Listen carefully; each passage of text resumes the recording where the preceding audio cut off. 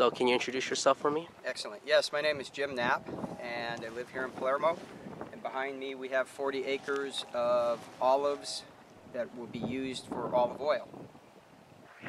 Okay, so in this area, what kind of crops do you grow? Like I said, these are olives that will be used for processing oil. And in the area, you can find other crops such as grapes to a small extent. You can find peaches, you can find prunes. Out in the further towards the middle of the valley, you can find almonds, walnuts, and rice. Okay. So why do you choose to grow the crops you grow? Right here, the reason we chose this is it's kind of up and coming right now in California. Olive oil for health benefits. People are jumping on the bandwagon. We had a fire that burned down a 100-year-old table olive orchard that was on this site, and we just thought right now, with the market being the way it is with other crops, overproduction, not enough price, and then right where we are in this little space, we felt that olive oil might give us the best return on our dollar and be accepted a little more readily at this site versus like having almond trees, for example, or walnuts, where nobody around here grows those right where we are. So that's why we chose this. Okay, for fertilizing, how do you fertilize your crops? We use fertilizer that is liquid. It goes through, if you can pan way down by that house down there, there's a pump down there, and we have a fertilizer injector, and when the water's running, we will put liquid fertilizer in to the drip tube or into the irrigation supply, turn the water on, and it'll fertilize right at each tree. Right now, the main nutrient we're using is nitrogen, and that's the main part because we want these trees really to do a lot of growth. The specific type we're using is called CAM 17. So we use that high nitrogen product. Okay. How do you choose among the possible fertilizers that you use? Like, what are the reasons why you choose what you use? I think first we looked at what the fertility of the soil was. We did soil samples throughout this 40-acre piece. We sent them to the lab, found out what we were deficient in, and in all actuality, or in all reality, this soil is pretty good. It's pretty balanced as far as everything that it needs. And the big ones are nitrogen, not necessarily in the soil, but fertility of the soil, but potassium and phosphorus. And so those are the big three we're looking at, and we did some soil samples, and they were adequate for what we wanted to do. So then it came to using what is industry standard, if you will, for young olive trees, and that is the CAN 17. For pest management, what kind of insects or pests do you have in this crop, in this farm? So far, knock on wood, we have no pests at this point in time.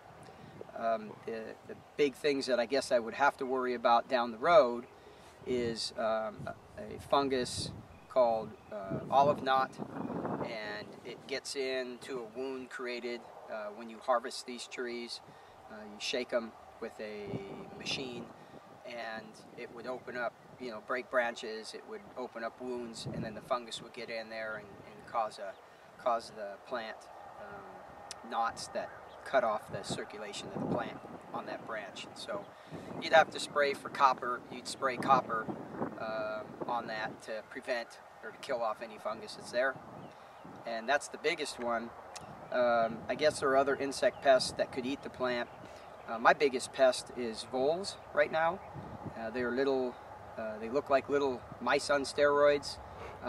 They eat the roots. They're pretty good eaters, pretty good reproducers. They love the roots of these trees, and they girdle the trees, and they chop them down with their teeth. And so that's the biggest pest. We use a rodent bait to control them, and it's about 10 pounds to the acre is what we use. And then the next biggest pest, I guess, for that, not insect-wise, but it's gophers. We have pocket gophers, and so I trap those. We have encouraged owls by putting up nest boxes for owls and raptor perches. And so we're doing that, but the literature shows me that while they'll eat a lot, they're not going to control a huge population outbreak every spring that we get here. And so I'm kind of on the fence whether the just no bait, no poison is to be used or not. I kind of wanted to lower my inputs by not using that, but we decided that it's better to use the bait. So those are three big insect or pests that I'm looking at currently.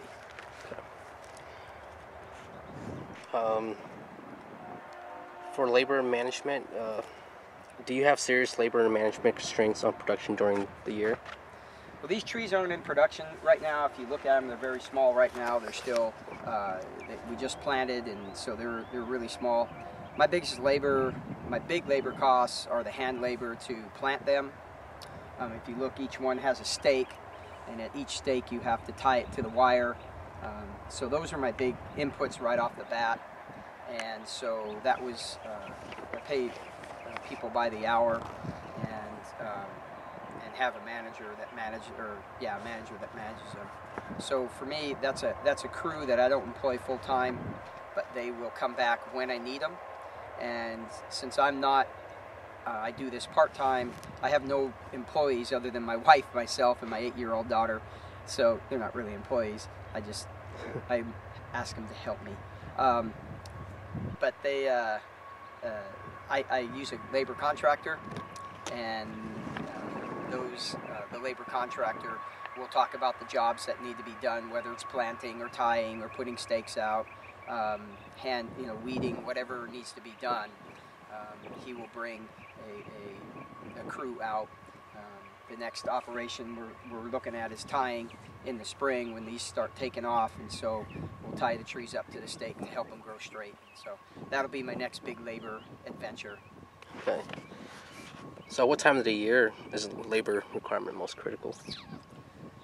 Let's see, we're in March right now, so I would say that once we warm up and the trees get going, get growing, they will, probably June, I'll have a crew come through and tie.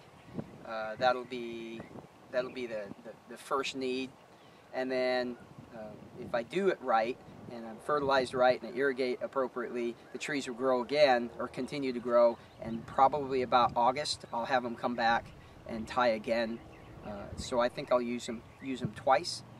And then if I have replants, I'll use them to replant as well, if it's more than what I can handle by myself. During the summertime, since I teach, during the summertime from June till August, I'm not employed, so I work out here every day, and if I can handle that job, I'll do it versus paying somebody else.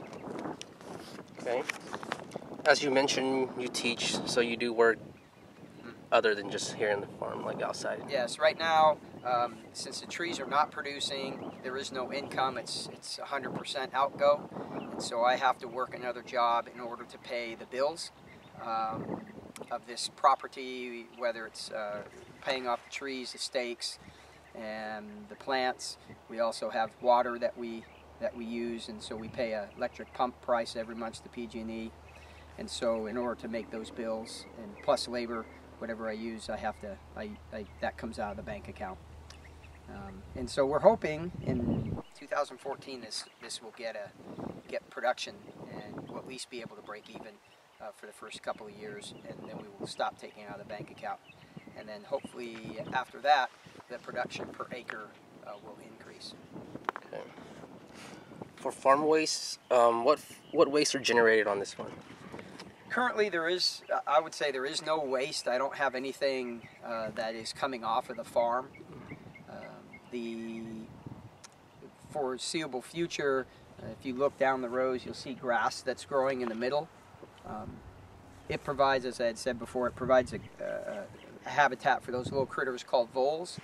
And so what my plan is this year is to harvest that for hay and bale it, and get this matter out of there. So while it could be considered, I mean, you might qualify it as a waste, I'm going to put it in bales and sell it as hay, so then I don't think it's a waste. Okay. So, but it will come off. It will come off. All this grass will come off, and then we'll just disc the rows. So, like I said, I don't think there's any right now. In the future, maybe prunings that we might take off and maybe burn on the ends. Maybe we might just disc them in, shred them and disc them in. So I think that's a practice that's being used right now in the industry. Right. Well, that's all the questions I have for you.